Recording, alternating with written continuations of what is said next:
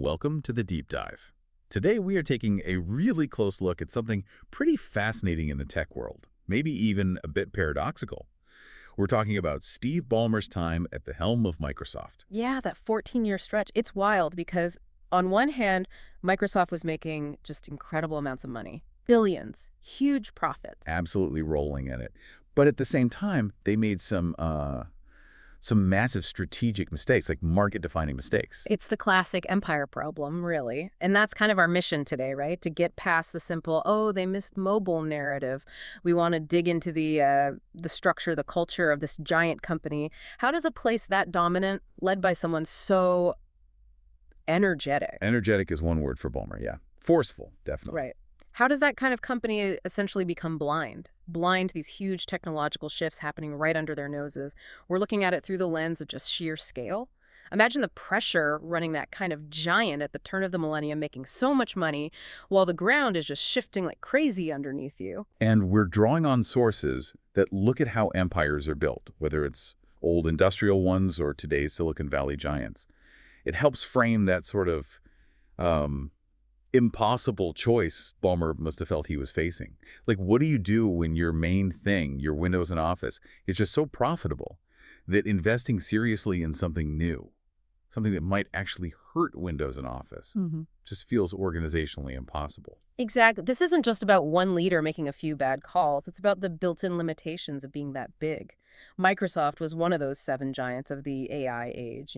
They had immense power, but we need to understand the DNA that got them there in the first place, the stuff that worked in the 90s and how that very same DNA, well, it kind of hardened, became rigid right around the time Ballmer took over in 2000. Okay, let's unpack that DNA then, because you can't really get why Ballmer struggled, or maybe why the company struggled, without understanding the culture that Bill Gates built.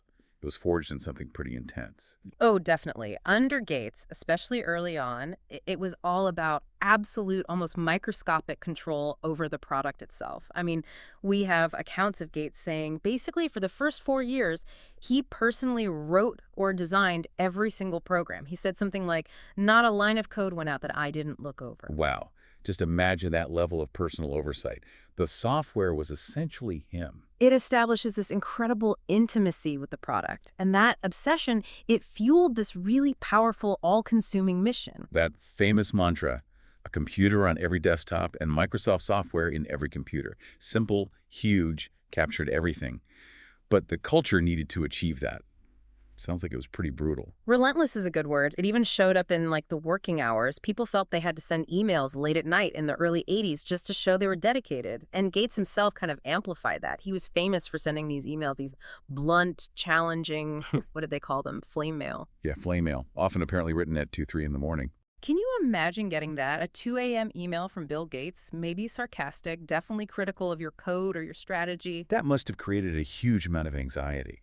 But early on, it clearly worked. It drove incredible results, created this culture that just prized technical perfection above almost anything else. And that's the key thing, that intensity wasn't just pressure for pressure's sake. It came from real strategic thinking that, frankly, steered the entire industry. Ballmer was right there for some of the biggest moments. He was in the room with Gates, Paul Allen, Kazuko Nishi for that second meeting with IBM about Project Chess. That became the IBM PC. Okay, wait. Project Chess. We know the IBM PC deal was huge for Microsoft getting DOS on there. But you're saying there was more to it in that meeting? A deeper technical decision? Oh, absolutely critical. Because in that meeting, Microsoft pushed IBM, convinced them to use the 16-bit Intel 8086 chip, not the older 8-bit one IBM was considering. Okay. That sounds technical, but why was that chip decision so important? Because Gates knew. He knew that the 16-bit architecture would let them write much more powerful software down the line. Think graphical interfaces, complex applications. So getting IBM to use the 8086 wasn't just about the operating system. It was about setting the stage for everything that came next. For Windows, for Office. They were engineering the capability of the platform itself. Precisely. They weren't just supplying a part for the PC revolution, they were shaping its technical foundation. And that success built this internal expectation, right? That Microsoft sets the standard, always. It showed they could take big risks, high-stakes risks, as long as those risks cemented the dominance of their software platform. But internally, the day-to-day for the actual programmers, despite all that pressure, it was almost unstructured. On purpose. Kind of a paradox, isn't it? You need structure for a big company, but they seem to actively resist it in engineering to try and keep the creativity flowing. Like, there are stories of Gordon Letwin, who ran operating systems, basically refusing management training. The thinking was, less bureaucracy, more time building cool stuff. So the Microsoft Ballmer inherited in 2000.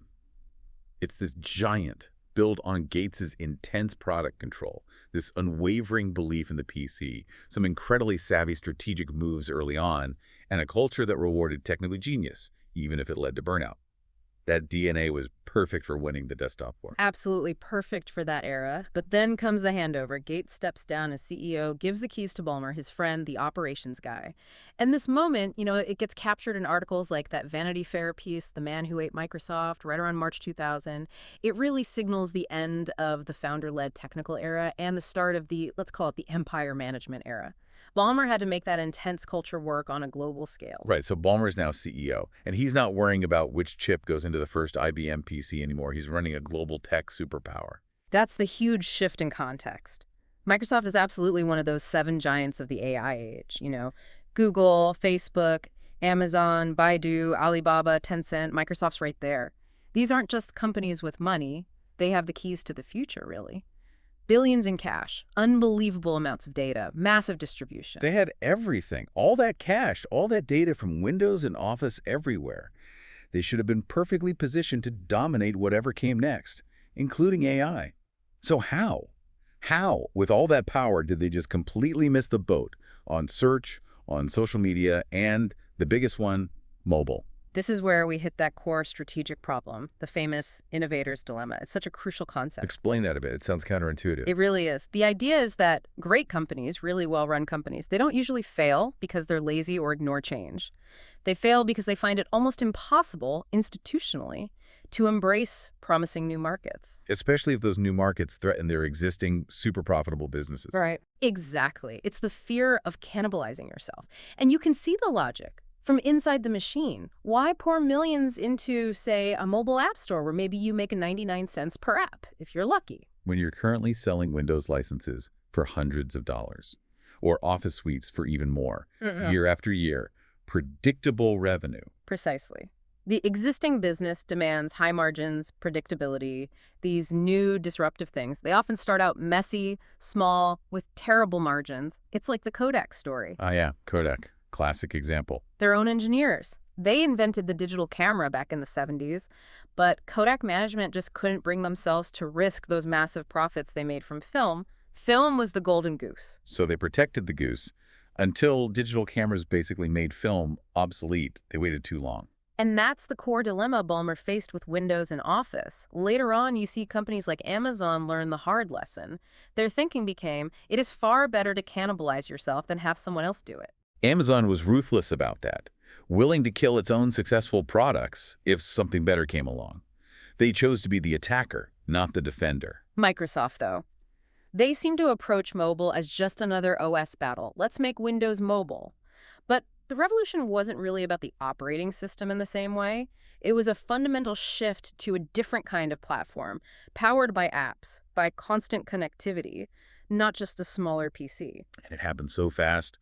That mobile blind spot wasn't like a slow decline, it was an explosion. Totally. Think about the iPhone. People forget the first iPhone didn't even have an app store. It really exploded when Jobs decided, okay, let's open it up. Let's allow all these, well, initially they called them shitty apps into the ecosystem. Yeah. But that flood of apps, good and bad, that's what fueled it, right? Faster than even Apple probably expected. Absolutely. And Microsoft, still tied to its PC licensing model, just couldn't replicate that open, messy, fast-moving platform approach. They were trying to control it too much. The whole nature of digital value was changing too. Microsoft sold tools for productivity. But the market started shifting value towards connection, experience, stuff that lived in your pocket.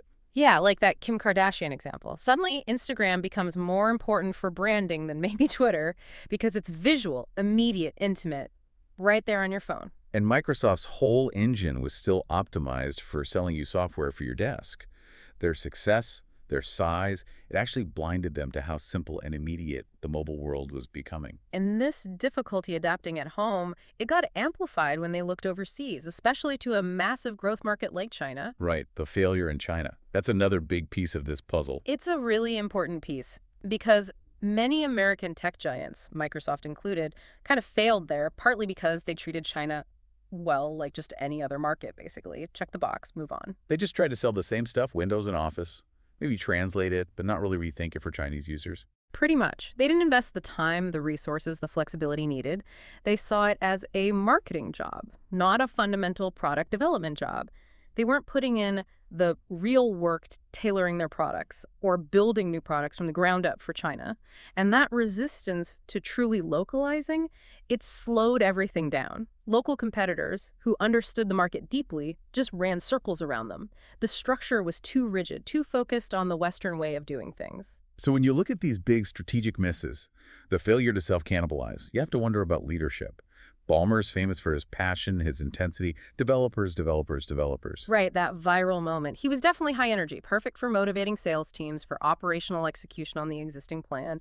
But maybe that same intensity wasn't suited for the kind of internal destruction that was needed. Yeah, the painful choices. Our sources don't give us tons of specific Ballmer anecdotes about those tough calls, like killing Windows Mobile earlier or something, but we can look at other intense leaders to get a sense of the pressure cooker he was in and maybe the kind of choices required, like Jeff Bezos at Amazon. Bezos is a good comparison. Amazon's culture is famously, notoriously confrontational. Bezos genuinely believed that the truth, the best ideas only emerge when you really smash ideas against each other. Sometimes, as he put it, violently. That sounds intense, but is it just about being confrontational? Or is there something else? I think the crucial difference, the thing that connects to the innovator's dilemma, is the willingness to sacrifice something profitable for a bigger strategic goal. Okay, how so with Bezos? Well, there's that story about Amazon sending emails advertising personal lubricants based on purchase history. It was making money. Right, I remember hearing about that. But Bezos apparently shut it down. Why? Because he worried it might damage customer trust. That feeling of Amazon knows too much or they're kind of creepy. He killed a profitable channel to protect the long-term brand relationship. Ah, okay. So he slayed a small cash cow to protect the bigger vision of Amazon as a trusted retailer. Exactly. And Ballmer faced a similar, though much bigger, choice with Windows and Office versus mobile. He needed to be willing to potentially hurt the Windows licensing model to truly embrace the mobile and cloud future. But that fear, the fear of killing the golden goose, seems to have paralyzed them. And then you see someone like Elon Musk with his approach to Twitter.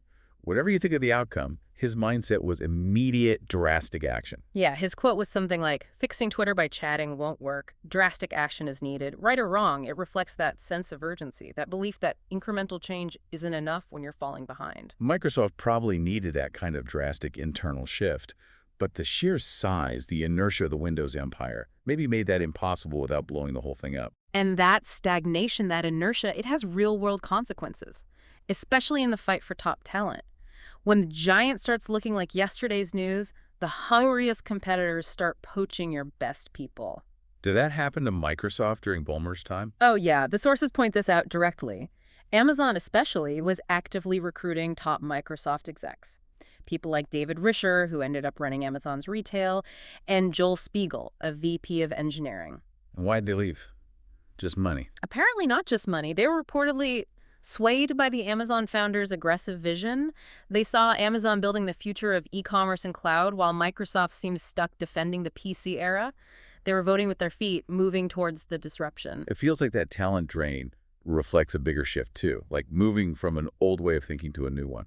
Our sources kind of touch on that. This transition from what you might call the industrial age mindset, where your identity is tied to your job, your steady paycheck from the big company, towards this new AI age. During the Ballmer years, the smartest people started seeing that Microsoft was doubling down on the old model package software licenses, while Google, Amazon were pioneering the future based on data, AI, services in the cloud. And the biggest disruption still to come, the sources suggest, is how AI impacts jobs, society itself. Oh. Microsoft, because it missed those key platform shifts earlier, wasn't really positioned as the leader defining that future. They were more like the defender of the old ways. But we absolutely have to keep emphasizing, Ballmer's Microsoft made tons of money. This wasn't a financial collapse story during his tenure, not at all. Right, billions in profit, year after year from Windows and Office. The failure wasn't on the P&L sheet, it was on the strategic map for the future. Exactly. They remained a powerhouse, one of those AI giants with incredible resources. The problem was how the company was wired. It was designed fundamentally to protect and maximize profits from Windows and Office. So any new idea, any potential disruptor had to somehow promise returns as massive as the existing cash cows, which is almost impossible for something truly new. And that really gets to the heart of it, doesn't it? That dilemma for the leader of the big, successful incumbent. How do you change course? How do you pivot the entire system without wrecking the very thing, the Windows Office machine that made you dominant? The company's structure, its culture, its financial incentives were all aligned to protect the past, even when the future demanded something different. It's like that protection mechanism inherently blinds you. Think about earlier tech successes like Lotus 123 dominating spreadsheets. They had great timing with the IBM PC, great execution. You could call it a good guess, maybe. Microsoft's challenge under Ballmer was way harder. It wasn't that they lacked smart people. It was that the institution couldn't really pursue a future vision if that vision meant deliberately shrinking the existing goldmine. Like imagine proposing a cheap, open mobile OS that didn't need expensive licenses back then. It would have been seen as attacking the core business. And history is just littered with examples of this, isn't it? Powerful incumbents getting disrupted because they're too big, too successful, too rigid to adapt. Absolutely. It's a recurring theme. You mentioned Henry Ford earlier, fighting to keep control against financiers. Or look at the big oil companies, the Seven Sisters, eventually having their dominance challenged by nimbler trading houses. The pattern is often the same. A structure built perfectly for one era, one way of doing things, becomes brittle when something fundamentally new and unexpected arrives. A new technology, a new business model, a new distribution channel. So the PC disrupted the mainframe guys. Then mobile disrupts the PC guys. The organizational dynamics are similar. The incumbent is focused on optimizing the current cash cow. Yeah, they struggle to justify big bets on the next thing because the next thing always looks smaller, messier, less profitable at the start. It's like trying to get, what was the phrase? An elephant to tap dance. Mobilizing the giant is incredibly hard. And the people inside the giant, the ones whose careers and bonuses depend on Windows and Office revenue, they have every reason to resist the change, right? It becomes an internal political battle, not just a strategic choice. Precisely. They have an institutional, even an emotional stake in keeping the old model alive. That makes radical change almost like declaring civil war inside the company. Hashtag outro. So when we step back and look at the whole Steve Ballmer era at Microsoft, it's just this incredibly stark case study in, in how tricky long-term corporate survival is. Yeah. His time shows how you can be incredibly successful financially, just operationally excellent at running the existing machine, making billions, while simultaneously completely failing to navigate the changing strategic landscape, masking a fundamental failure to adapt. The empire, the whole structure, was built to protect Windows and Office, and that protection, the source of all that wealth, ironically made the necessary leap to mobile and social almost impossible for the company as it was then structured. Ballmer was, in a way, managing the peak financial success of the software license model right as that model was starting to become obsolete. Which brings us back to that brutal lesson you hear from execs in these fast-moving industries. Someone in one of our sources put it bluntly during some tough negotiation. Right. You can't turn chicken shit into chicken salad. Okay. Meaning, when you're facing a massive technological shift, incrementalism doesn't cut it. You have to be bold, you have to be visionary, you have to be willing to break things, even if it hurts short-term profits, especially then. Because the biggest risk for a company that's already on top isn't launching a new product that fails. It's the fear of damaging the current golden goose. That fear is what leads to paralysis. And that paralysis just invites someone else to come along and eat your lunch. So maybe the final thought for you listening to this is take a hard look at your own situation. Whether it's your business, your team, maybe even your own skill set. What's the essential thing you rely on today, your Windows and Office, that actually needs to be disrupted, needs to be cannibalized before an outsider does it for you? Because that gold standard, it never lasts forever. Sometimes you got to be the one to kill it.